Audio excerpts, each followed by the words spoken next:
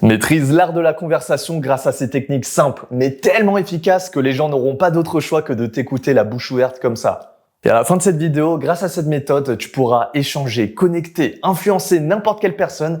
Et attention, ces techniques sont à utiliser avec bienveillance parce qu'après les gens ils vont boire vos paroles. Et ces techniques marchent tellement bien que moi-même je les utilise pour connecter avec des gros influenceurs avec des millions d'abonnés et aussi des gros entrepreneurs avec des millions d'euros dans leur entreprise. Je m'appelle Mr Dreamax, spécialiste en dev perso et aujourd'hui on va attaquer l'art de la conversation. Et pour ça je t'ai dessiné un axe sur mon tableau blanc. Ça c'est l'axe de la conversation.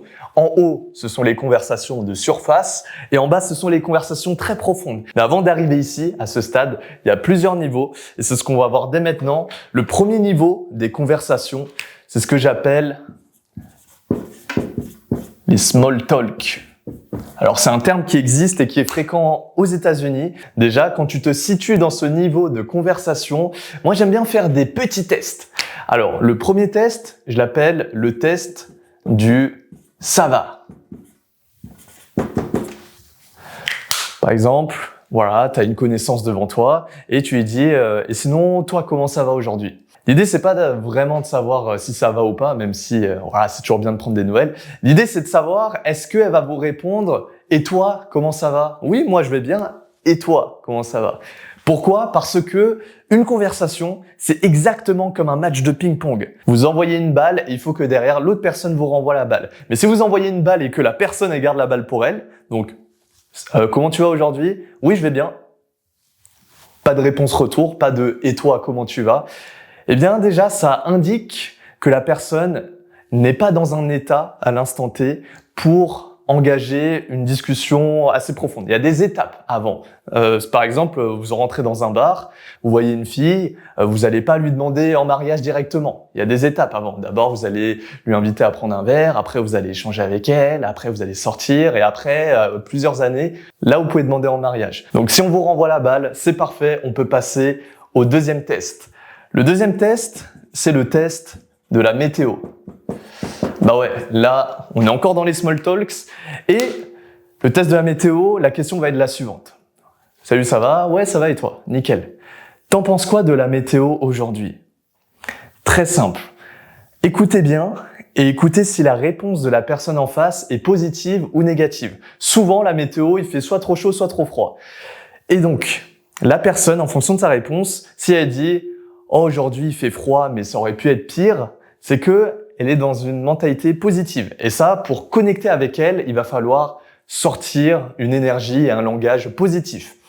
Si la personne, elle se dit « Oh, le temps, il est moche, il est nul, il fait froid », et ben là, vous savez qu'elle est dans une énergie négative et donc pour connecter avec elle, il va falloir sortir une énergie négative. Il y en a, ils aiment bien se plaindre entre eux et c'est comme ça qu'ils sympathisent. Ça peut paraître bizarre, mais c'est comme ça. Moi, je suis team positif, donc souvent quand je vois une personne en face qui commence à se plaindre de la météo alors que c'est juste de la météo, eh bien moi déjà, ça me donne pas forcément envie d'aller plus profond. Récemment, il y a un copywriter, donc un mec qui écrit des emails marketing. Il m'a envoyé un email et il m'a dit voilà Cyril, j'aime beaucoup ce que tu fais sur YouTube et si tu veux, je peux écrire tes mails pour ton entreprise, My Dreamax. Et je lui ai dit bah vas-y, let's go, on va voir de quoi tu es capable. Pour ça, avant de commencer, j'ai besoin d'un appel avec toi pour apprendre à te connaître.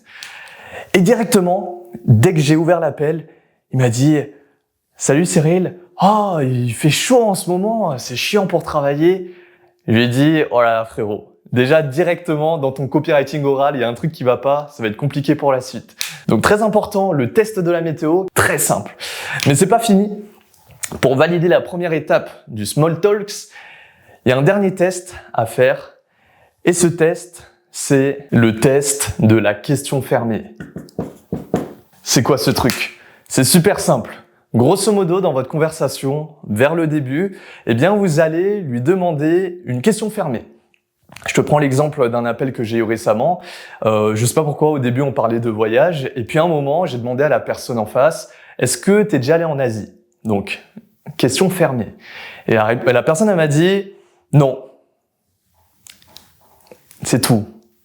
Juste non. Ça montre quoi? Sa réponse courte et sec à la question fermée. Ça montre que la personne en face, elle n'a pas forcément envie de continuer la conversation, première possibilité. Ou deuxième possibilité, c'est une personne qui est extrêmement bête socialement. Une personne qui n'arrive pas à tenir des conversations. Et dans les deux cas, moi non plus, ça me donne pas envie de continuer. Donc très important, la plupart des personnes vont vous dire « mais oui, si tu veux avoir des conversations intéressantes, il faut poser des questions ouvertes, etc. Comme ça laisse plus de réponses possibles. » Non, moi je vous dis d'abord, posez une question fermée en tant que test. Et ensuite, voyez si la personne arrive à argumenter un petit peu avec la question fermée. Donc par exemple, est-ce que tu es déjà allé en Asie? Non, mais j'aimerais beaucoup y aller. J'aimerais bien visiter la Thaïlande, le Vietnam, le Cambodge, Singapour, j'en sais rien. Mais si c'est juste un oui ou un non, si la réponse elle est courte, alors c'est que très probablement la personne est pas très réceptive, donc ça va être dur de passer au niveau suivant. Et pourquoi je fais des tests? Vous pouvez me dire, mais Mister Dreamax, c'est pas un entretien d'embauche le truc, c'est juste une conversation. Pourquoi tu lui fais faire des tests? C'est un peu des shit tests ça. Et pourquoi tu lui fais faire ça? C'est ridicule. Non. Si vous êtes une personne très occupée, eh bien votre temps est ultra précieux et vous n'avez pas de temps à perdre avec des personnes qui foirent ces tests-là. Vous n'avez pas de temps à perdre avec des personnes qui ne vibrent pas avec vous, qui ne matchent pas vos valeurs, qui n'ont aucune compétence sociale. Nous, on veut connecter avec des personnes intéressantes et intéressées. Point. Le temps, c'est la vie. Quand tu perds ton temps, tu perds ta vie. C'est pour ça que je fais des petits tests. Alors après, c'est très subtil, hein. Faut pas lui dire de manière explicite ouais, je vais te tester là. Non, c'est très mal poli en plus. Mais dites-vous, ici on est des joueurs d'échecs et on prévoit plusieurs coups à l'avance. Et ça, c'est juste un petit filtre. Normalement, si on est des personnes saines et un minimum bien câblées d'esprit, ces tests-là, on les passe. Et une fois qu'on passe ces tests-là, on rentre dans le niveau 2. Les niveaux 2 de conversation, c'est ce que j'appelle les good talk. Et là, on commence à rentrer dans les conversations intéressantes. Donc là, on est dans les good talk. Et la première étape pour bien connecter avec une personne, c'est d'essayer d'échanger et de connaître son passé, son présent et son futur. Super simple. Dès que tu rencontres une personne et qu'elle a validé le niveau 1 des small talk, en général c'est assez rapide, c'est quelques minutes, eh bien là directement, va falloir chercher son passé, son présent, son futur. Qu'est-ce qu'elle fait, d'où elle vient et où elle va. Et quand tu pratiques cet exercice, toujours garder en tête le match de ping-pong. Est-ce que la personne en face te renvoie la balle? Par exemple, et tu fais quoi dans la vie sinon? Ah, moi je suis un ingénieur. Et toi, tu fais quoi sinon? Ah, moi je suis créateur de contenu sur les réseaux sociaux en tant que motivateur, influenceur. Ensuite, là c'est le présent, ensuite le passé. Et toi, qu'est-ce qui t'a donné envie d'être ingénieur, ou c'est quoi ton parcours pour devenir ingénieur? Oh bah moi j'ai fait 2 ans de prépa, après j'ai fait des grandes écoles et j'ai toujours aimé l'ingénierie parce que depuis que je suis petit, c'est les Lego. Balle de ping-pong. Et toi, qu'est-ce qui t'a donné envie de devenir influenceur? Bref, vous avez compris l'idée. Passé, présent, futur, toujours sous forme de match de ping-pong. Une fois que ça s'est passé, c'est bon. Maintenant, vous allez un petit peu divaguer, vous allez un petit peu sortir du cadre selon le contexte. Il y a une méthode ravageur pour vraiment bien connecter avec la personne en face, c'est la méthode que j'appelle le répète-rebond. Alors vous allez me dire, c'est quoi ce truc, le répète-rebond? C'est très simple. Quand la personne en face, elle va parler, imaginons, voilà, elle parle de son truc d'ingénierie. Elle va parler, blablabla. Et vous allez bien l'écouter. Et une fois qu'elle aura fini de parler, donc là, elle vous fera la passe, eh bien, vous allez reformuler en une phrase pour montrer que vous avez bien compris et surtout que vous avez bien écouté, que la personne elle n'a pas fait son monologue pour rien et que le message il est bien reçu. Donc ça c'est la partie répète. Ensuite la partie rebond c'est quoi? C'est que par rapport à ce que la personne vient de dire, eh bien vous allez rebondir dessus et vous n'allez pas faire ah bah d'ailleurs rien à voir.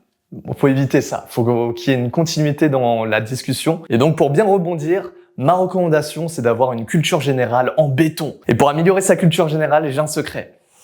Quand j'étais plus jeune, les vacances d'été, je m'en rappelais, je me réveillais le matin, je savais pas trop quoi faire, c'était les vacances, je m'ennuyais un petit peu. Alors, c'était il y a quelques années, hein, j'avais du temps de libre, là c'était le luxe.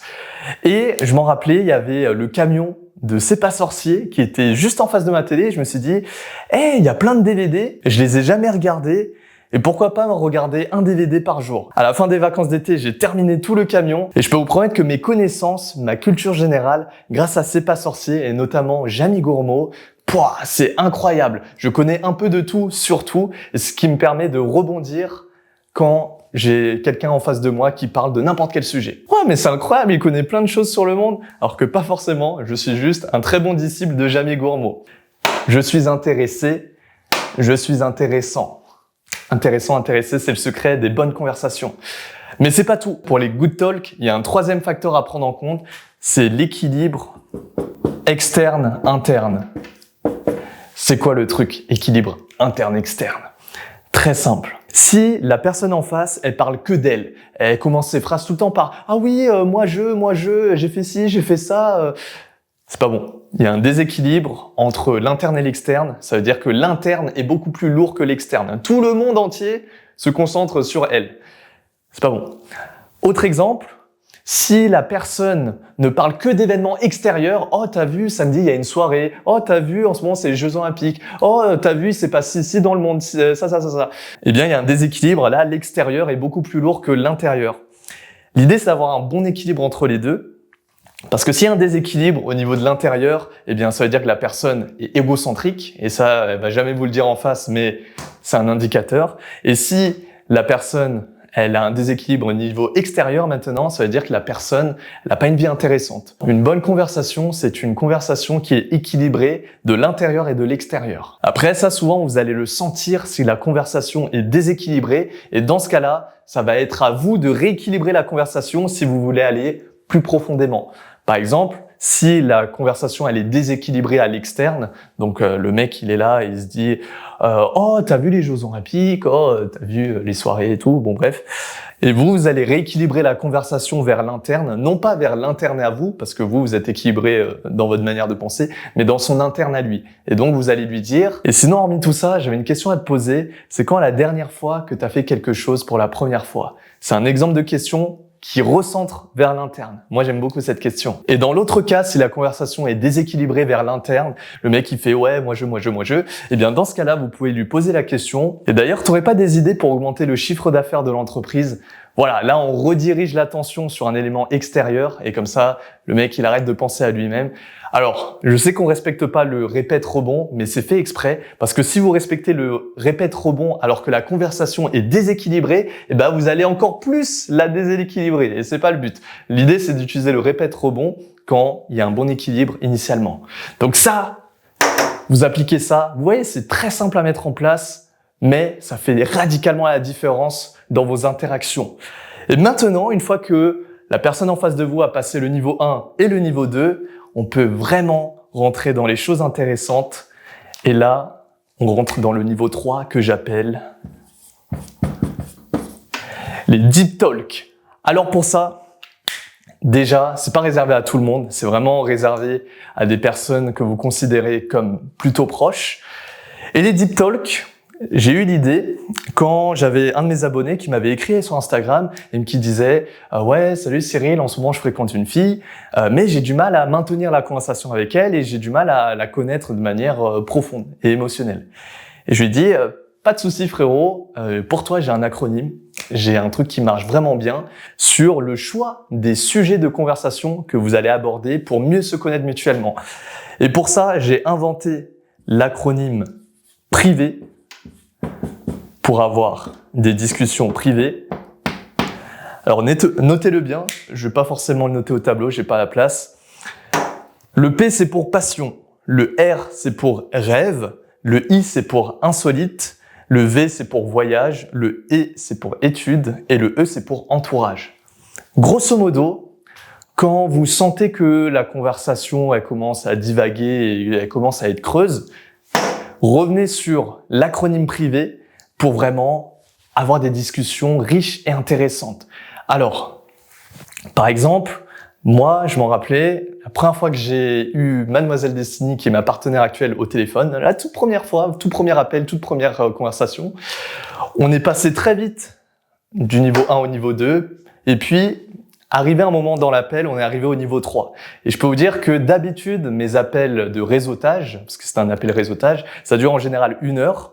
et on rentre dans les 2 niveaux.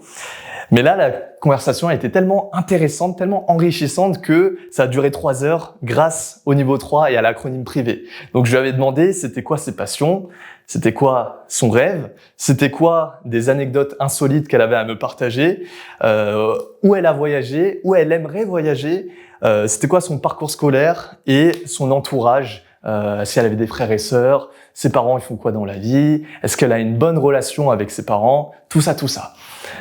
Et grosso modo, avec l'acronyme privé, voilà, vous pouvez rentrer en connexion profonde avec un individu tout en utilisant les techniques précédentes, aucun souci.